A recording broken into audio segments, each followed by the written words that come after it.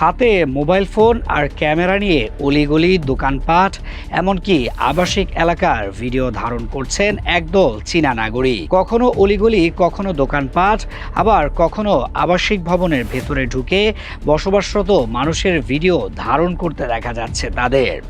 এমন দৃশ্য এখন প্রায় নিত্যদিনের ঘটনা হয়ে দাঁড়িয়েছে। রাজধানীর উত্তরার সেক্টর 12 এর টেকপাড়া এলাকায় প্রতিদিনই দেখা যাচ্ছে এমন সব দৃশ্য, যা নিয়ে বাড়ছে স্থানীয়দের কৌতূহল ও উদ্বেগ।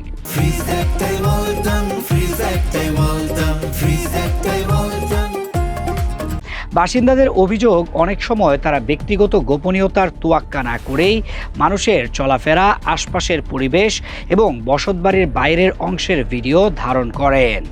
এতে প্রশ্ন উঠেছে, এত ভিডিও তৈরির উদ্দেশ্য কি এবং সেগুলো কোথায় ব্যবহার করা হচ্ছে?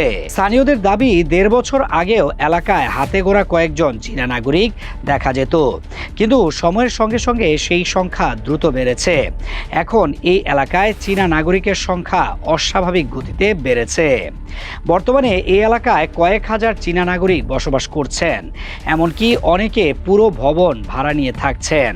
বাসিন্দাদের অভিযোগ, একই দোকান বা এলাকায় বারবার ভিডিও ধারণ করা হয়, অনেক সময় নারী ও পথচারীদেরও অনুমতি ছাড়া ক্যামেরাবন্দি করা হয়, যা ব্যক্তিগত গোপনীয়তা নিয়ে উদ্বেগ তৈরি করছে।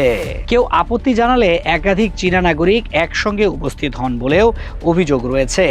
এদিকে চীনা নাগরিকদের দাবি, এসব ভিডিও শুধুই অনলাইন প্ল্যাটফর্মে পণ্যের প্রচারের জন্য তৈরি করা হয়।